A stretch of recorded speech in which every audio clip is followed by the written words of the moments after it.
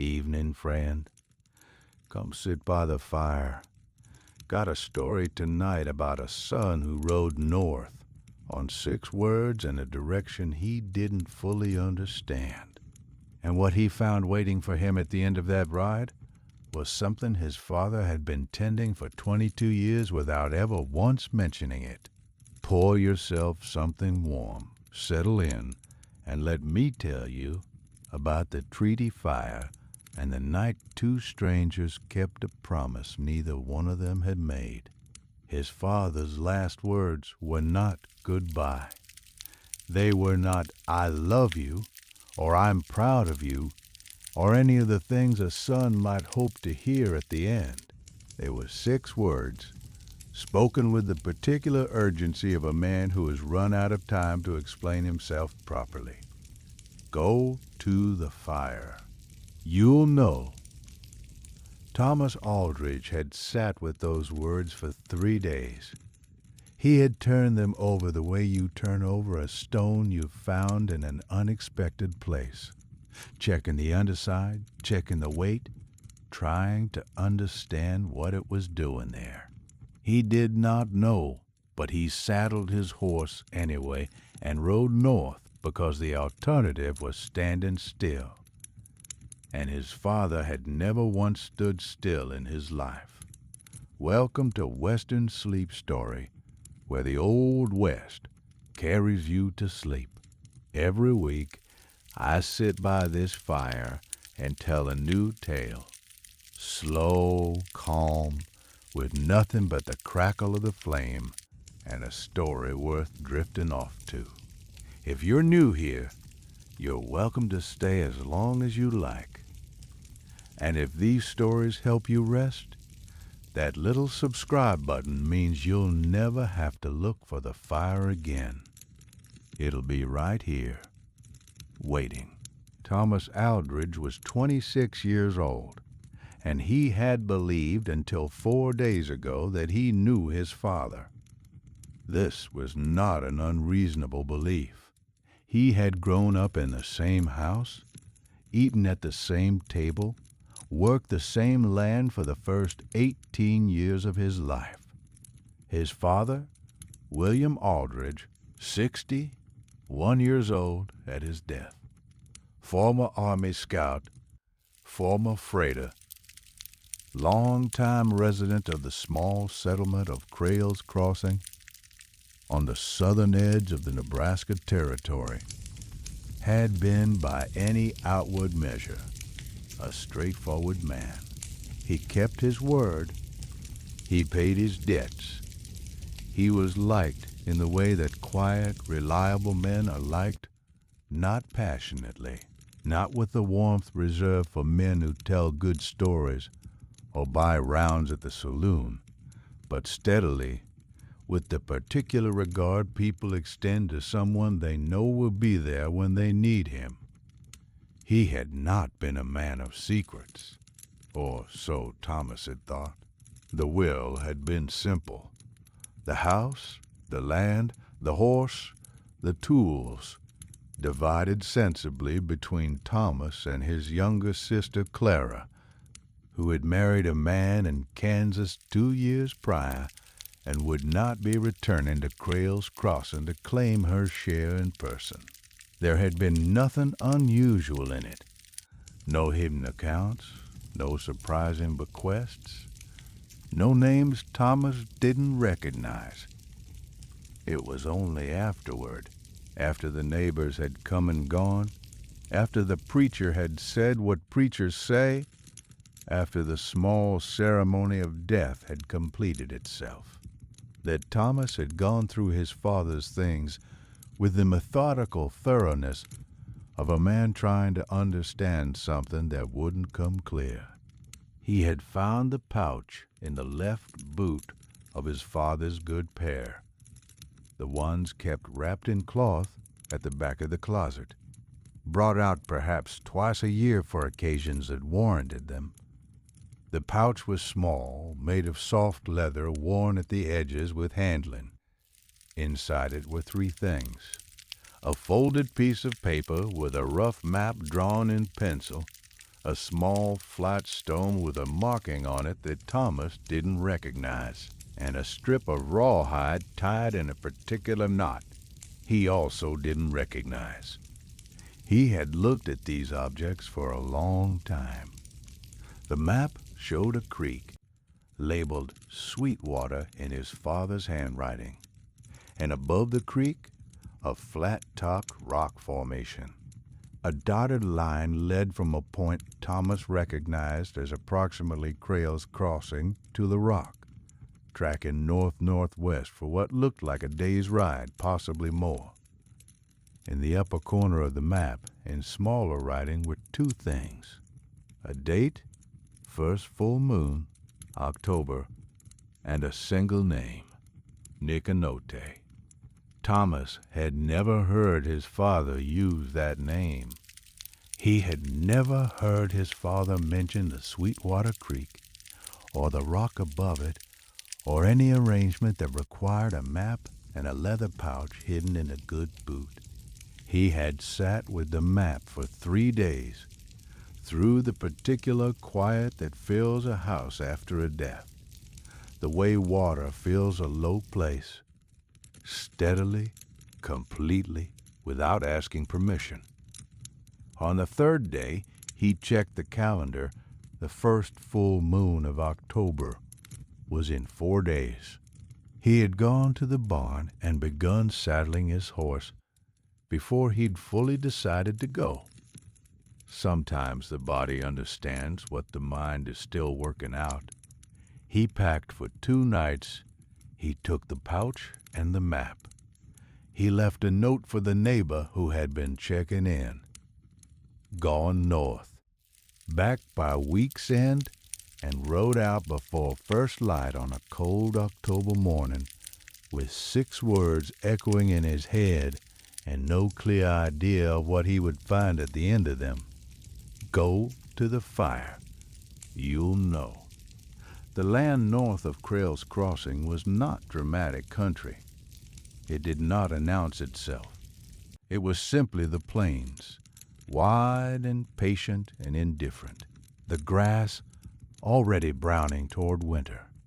The sky a pale, washed-out blue that suggested cold without quite delivering it yet. The kind of country that asks nothing of you and gives nothing back except distance. Thomas had ridden through it dozens of times on various errands over the years, and had never paid it particular attention. He paid attention now. He was following his father's map, and for the first time he understood that his father had ridden this same ground in this same direction, and had looked at these same things, this creek bend, this particular ridge line, this stand of cottonwood, and had seen in them a path to something Thomas was only now learning existed. It was a strange feeling, like discovering a room in a house you'd lived in your whole life. He made camp the first night by a shallow tributary of the Sweetwater, 12 miles north of Crayle's Crossing. The cold came down after dark with the particular authority of October on the open plain. Not the killing cold of winter, not yet, but a serious cold, a cold with intention. He built his fire larger than he typically would have, not entirely for warmth. He took out the map and looked at it again by firelight. Niconote.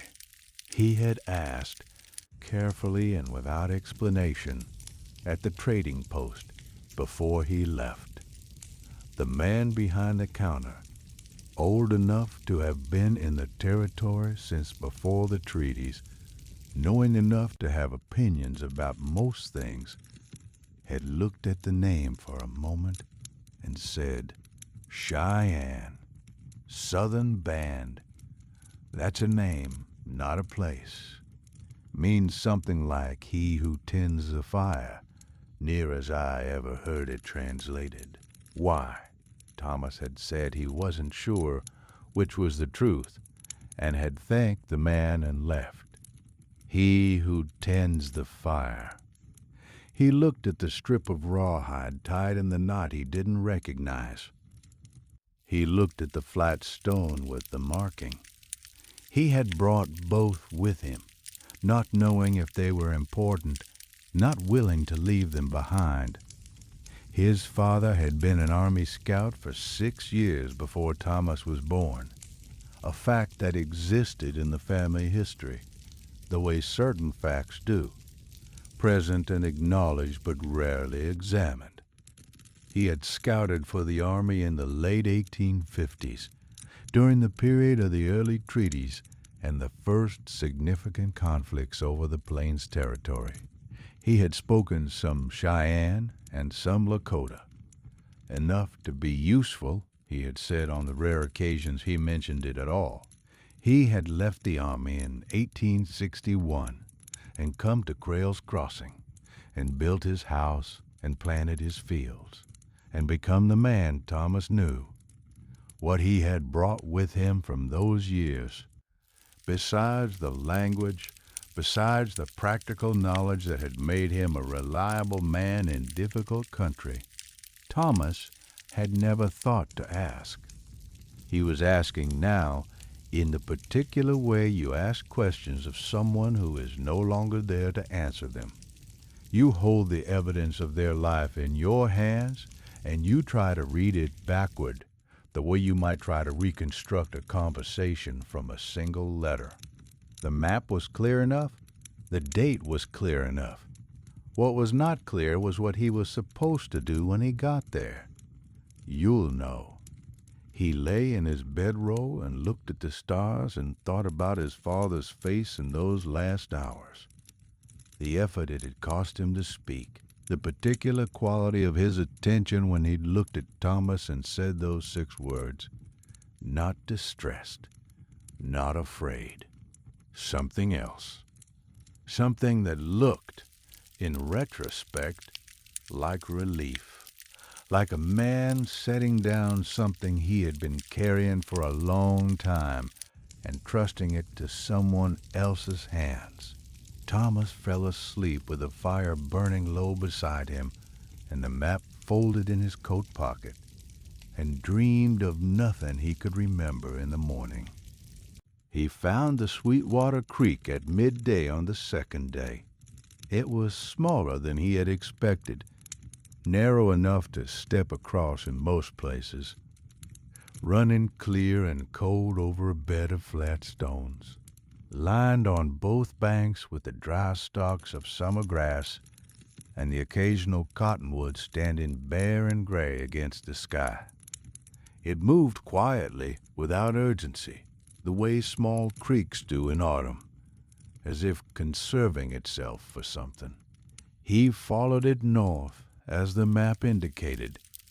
For the better part of the afternoon, the flat rock appeared around a bend in the creek in the late afternoon light, a wide shelf of gray limestone jutting out from the low ridge above the water, perhaps 40 feet across and 10 feet above the creek level, accessible by a natural ramp of tumbled stone on the southern side.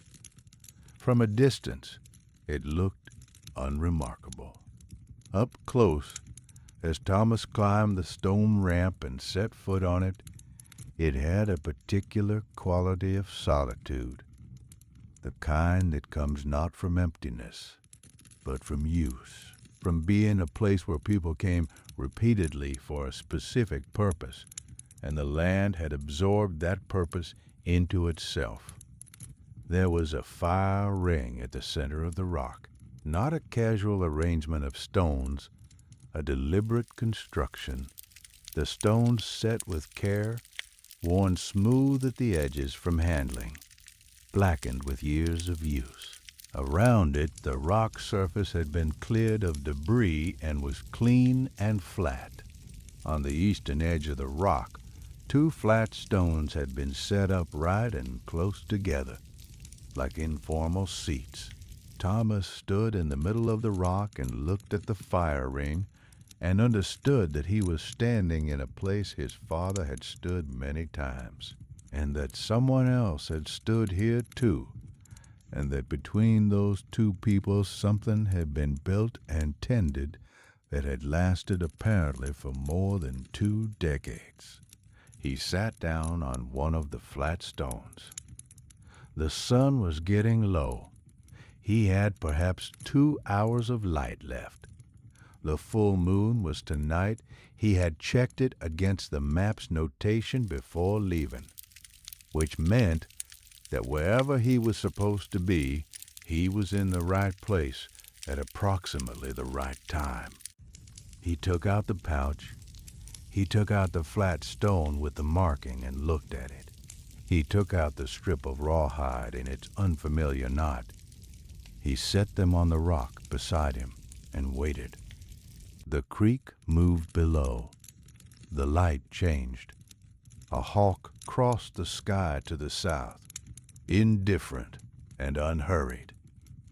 Thomas thought about his father, not the man of the last few years, the one who had moved more slowly and spoken even less than usual, the one Thomas had attributed this quietness to age and to the particular sadness that had been with him since Thomas's mother died. He thought about an earlier version, the one that existed in his earliest memories, a man who had moved through the world with a particular ease, as if he knew where things were and how they fit together, as if the landscape made a kind of sense to him that it didn't make to most people. He thought about the 6 years of scouting, about the Cheyenne words, about the name on the map. He who tends the fire. He heard the horse before he saw the rider, the sound of hooves on the stone ramp, careful and unhurried. He stood without thinking about it, the way you stand when something significant is about to happen, and your body understands it before your mind does. The rider came over the edge of the rock and stopped. He was perhaps 30 years old, close to Thomas's own age, though the resemblance to any common category ended there. He was Cheyenne, dressed for travel in a heavy blanket coat, his dark hair loose around his shoulders.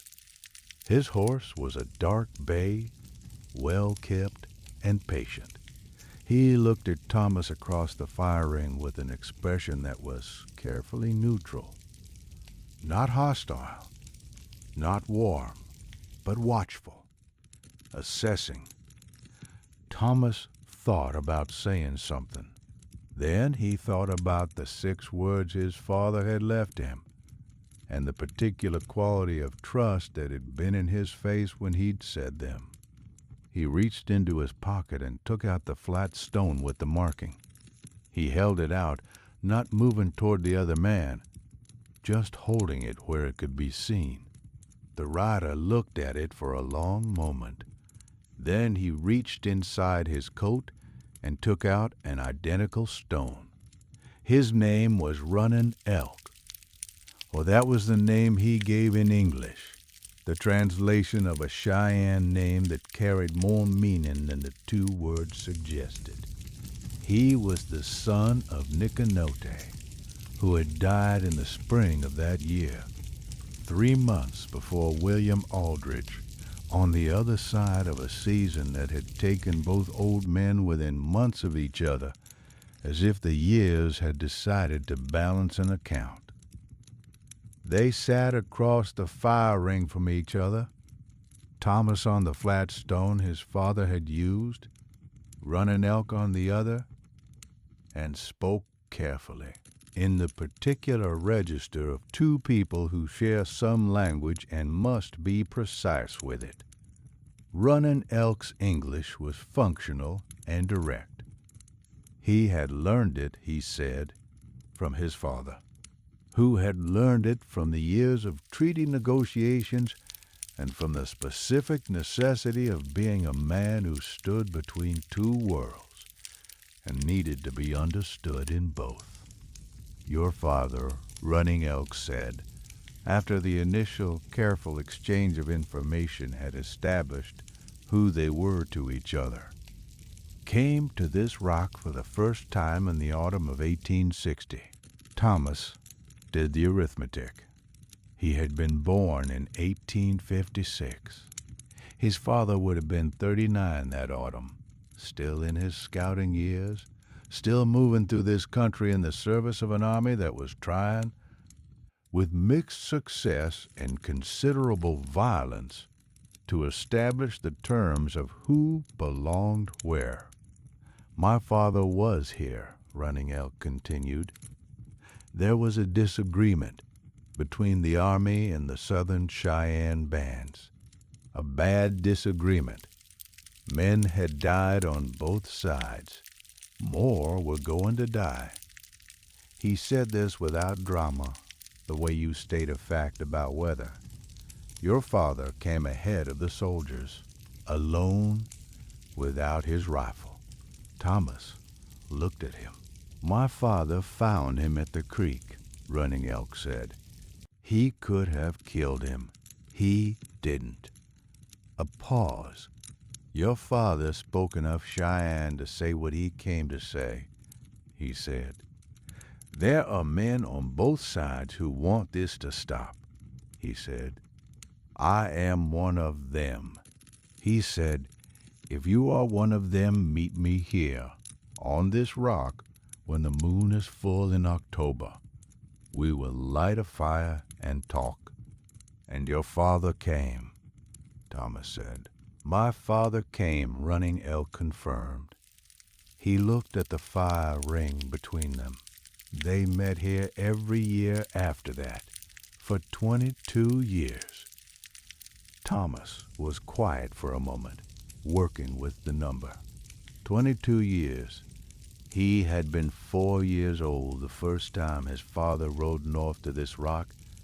He had been growing up, going to school, learning to plow and mend fence and shoe horses, while his father rode north every October and sat across a fire from a Cheyenne man and kept a promise that had started with a rifle left behind and a sentence spoken in. Imperfect Cheyenne. What did they talk about? Thomas asked. Running Elk considered the question. Everything, he said. The land, the seasons, what was changing. What was holding? He paused. Sometimes nothing important. Sometimes the most important things. Now, if you're still awake and this fire is keeping you company tonight, I'm glad you're here. If you'd like more nights like this, a subscribe and a quiet little tap on that bell means I can keep these stories coming, one fire at a time. But for now, let's get back to where we were. Thomas thought about his father sitting on this rock, this specific flat stone, worn smooth at the edges, and looking across a fire at a man his government had sent him to fight, and talking for 22 years, every October, without telling anyone. Why didn't he tell me? The question came out before Thomas had fully decided to ask it. Not accusatory, genuinely puzzled. He could have told me. Running Elk looked at him steadily. My father asked him the same question many years ago, he said. Your father said, some things are safer when fewer people know them, he said. The value of this place is in its being kept. The words landed with a particular resonance. Thomas had thought something similar, in different terms, standing at the fire ring an hour ago, trying to understand what he was standing in the middle of. He also said, Running Elk continued, with something in his expression that might, in different light, have been the edge of a smile, that he planned to tell you when the time was right, he said. Thomas will understand when he needs to. Thomas looked at the fire ring. And does he said, understand? Running Elk was quiet for a moment. You are here, he said, same as always. It was, Thomas thought, an answer of a kind. Running Elk built the fire. He did it with the same careful attention that Chayton might have brought to reading the hillside, or that William Aldridge had apparently brought to 22 years of keeping a secret. The attention of someone for whom a task is not merely a task but a continuation of something larger than itself. The wood had been placed on the rock in advance, Thomas realized. A small, neat stack on the western edge, sheltered from the wind by a natural lip of stone. Running Elk had left it there on his way in, or perhaps it was always there, restocked each year by one man or the other as part of the ritual. He arranged the wood in the fire ring with precision. He used a piece of flint and steel from his coat. The first spark caught in a small mist of dry grass, and Running Elk fed it carefully until it became a flame. And the flame became a fire, and the fire settled into the ring with the particular steadiness of a fire that knows where it is. Thomas watched. The moon was rising now, coming up over the eastern ridge in the particular fullness of an October moon, large and amber near the horizon, the kind of moon that makes the plains look like a different world, all silver grass and long shadow. The firelight and the moonlight met on the rock surface and mixed, and the flat stone where Thomas sat was warm on both sides. Running Elk sat across from him. For a while, neither spoke. The fire did what fires do, burned and shifted and sent sparks up into the cold air, where they rose briefly and went out. The creek moved below. The wind moved through the grass on the ridge above them. The moon continued its patient transit. Thomas understood, sitting in that silence, that this was part of it. The silence was not empty. It was structural. It was the space in which the fire existed, and the two men existed, and the 22 years of his father's keeping existed. The container for all of it. The thing that let it be what it was. His father had sat in this silence many times, had understood it the way Thomas was beginning to understand it now, not as the absence of conversation, but as its foundation. After a long time, Running Elk spoke. "My father taught me this fire," he said, "how to build it, where to place the wood, how long to let it burn before adding more." He looked into the flames. He said, "The fire is not ours. We are only its keepers." "What does that mean?" Thomas asked. He wasn't challenging the statement. He genuinely wanted to understand. "It means," Running Elk said slowly, "that the fire was here before us. It will be here after us. We come, we tend it, we leave. The fire continues." He looked at Thomas across the flames. "Our fathers understood this," he said. "They were not building something for themselves. They were building something for—" He paused, looking for the word. "For later, for us," Thomas said. "Yes," Running Elk said. "For us." As the night deepened and the fire settled into its long, steady burn, Running Elk talked.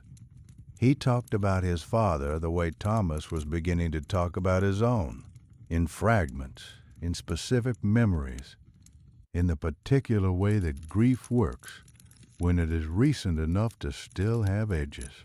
Nicanate had been a man of considerable standing in his band. Not a chief, but a counselor. One of the men whose opinion was sought when decisions needed to be made. He had been known for his patience and for his memory, both of which he had applied over the course of his life to the project of understanding the world that was arriving, whether he wished it to or not. He did not trust the treaties, Running Elk said. Not the official ones. He had seen too many of them. He fed a piece of wood to the fire. But he trusted your father, he said. There is a difference between a government and a man. A government makes promises it does not intend to keep. A man can choose differently. My father never talked about the treaties, Thomas said. Not to me. Not that I heard. No, Running Elk said. He told my father once, at home I am a farmer. Here I am what I was. He said it was easier to keep the two things separate. Thomas thought about this.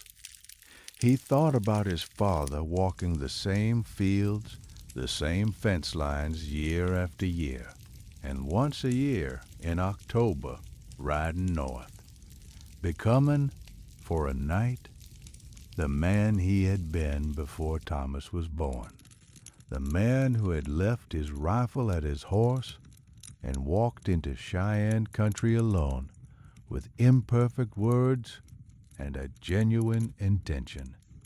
Were there ever, Thomas paused, choosing the word carefully, difficulties in all those years?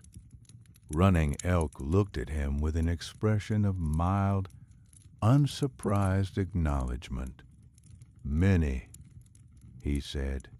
There were years when things between the army and the bands were very bad. Years when my father considered not coming. He paused. Years when your father considered the same, I think. But they came, Running Elk confirmed. My father said, the harder the year, the more important the fire. If we stop coming when it is difficult, we are only keeping the peace when we do not need it. Thomas looked at the fire. He thought about what that had cost. Both men, across those hard years. The particular discipline of showing up to a promise when the world around you was arguing against it. The stubbornness required. The faith required. My father was a stubborn man, Thomas said. Running Elk made a sound that was unmistakably a short, quiet laugh. Yes, he said, my father also. The laugh was brief, but it changed something in the air between them. The way a window opening changes the air in a closed room. Not dramatic. Just a change in pressure, a slight easing. They sat in it for a moment. 22 years, Thomas said, half to himself. 22 fires, Running Elk said. Each one the same, each one different. What changes, everything changes, Running Elk said simply. The land changes, the people change. What the army is doing changes. What my people are doing changes. My father's hair went gray. Your father's hands, my father said, got slower with the flint and steel. He paused. But they came. The fire was lit. The night was kept.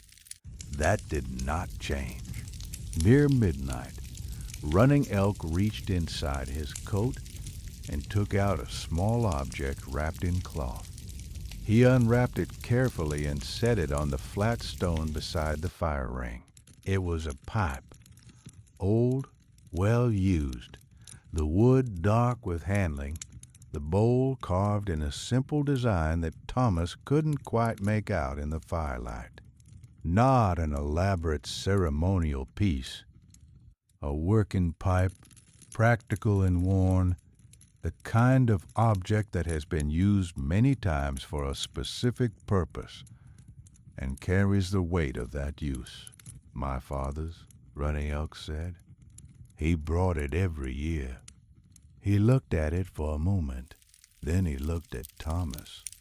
Your father brought something too, he said. Every year, my father told me. Thomas thought about the objects in the pouch. The flat stone he had already produced. The strip of rawhide in the knot he didn't recognize. He took out the rawhide and held it across the fire. Running Elk looked at it. Then he reached inside his coat again and took out a strip of rawhide tied in the same knot. Our fathers tied these together, Running Elk said. The first year, when they agreed to come back, he stood and came around the fire. The first time either of them had moved from their respective stones, and sat beside Thomas. He held his strip of rawhide next to Thomas's. In the firelight, Thomas could see that the knots were mirror images of each other, tied to join. They were two halves of the same thing. Running Elk tied them together with the particular ease of someone who had been shown the knot as a child and had been waiting for this moment. The joined strip lay in his hands for a moment. Then he set it on the edge of the fire ring, where the flat stone met the air above the flame, where it would be warm without burning. My father said, Running Elk said, returning to his stone, that the knot means what is tied cannot be untied by accident. It takes a choice. Thomas looked at the joined strip of rawhide.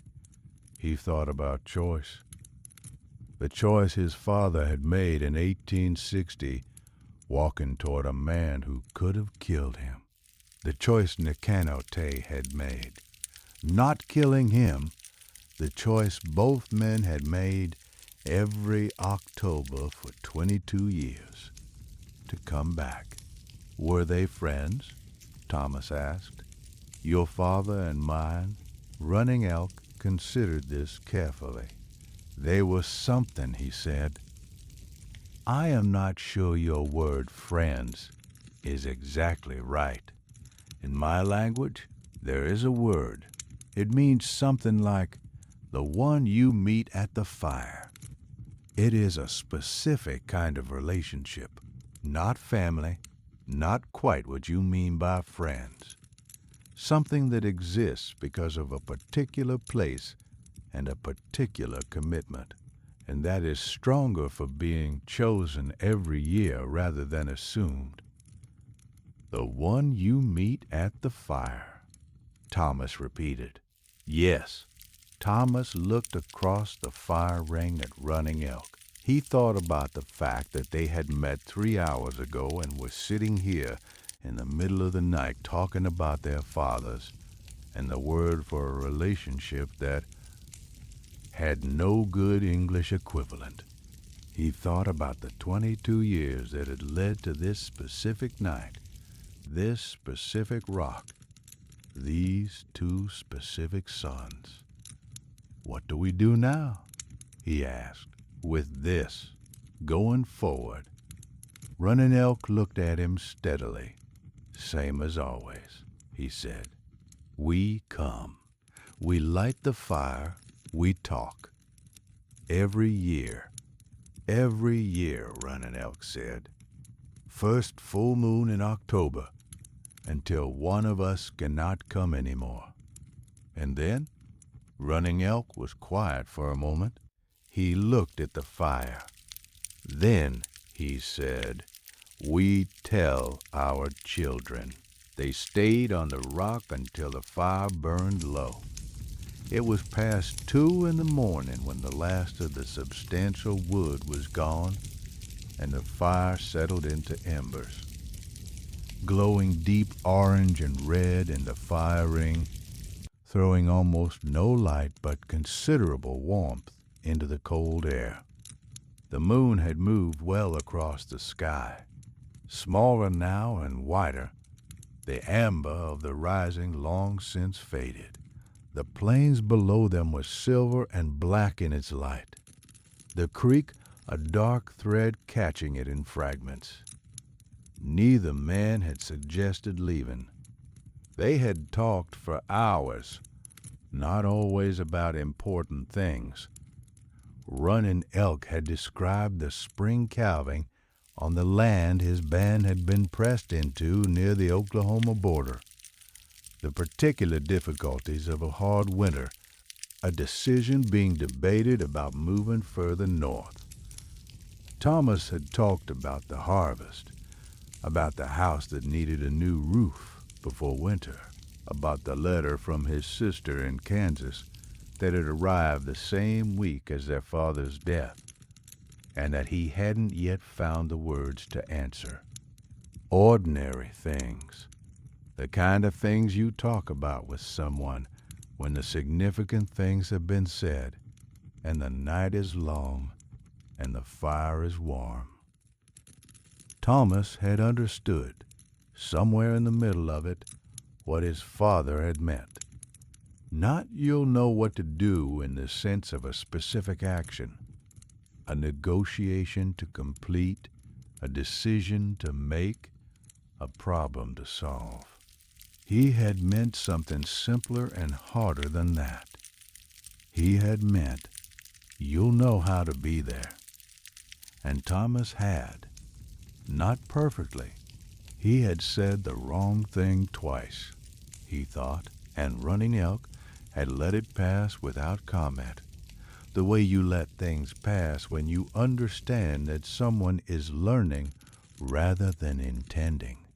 But he had been there. He had listened. He had asked questions when questions were welcome and stayed quiet when they weren't.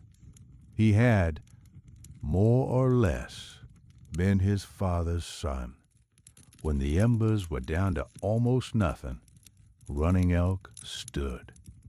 He retrieved the joined strip of rawhide from the edge of the fire ring and wrapped it in the cloth with the pipe. He looked at Thomas. "Next year," he said. Next year, Thomas confirmed. First full moon in October. Running Elk nodded. He went to his horse, mounted with the unhurried ease of someone who has done it 10,000 times, and rode north along the creek, disappearing into the moonlit plain with the quiet certainty of a man who knows his way home. Thomas sat on the rock for a while longer. The embers in the fire ring faded slowly, from orange to red to a deep, reluctant glow, and then to the gray-white of cooling ash. The creek moved below. The wind moved through the grass on the ridge.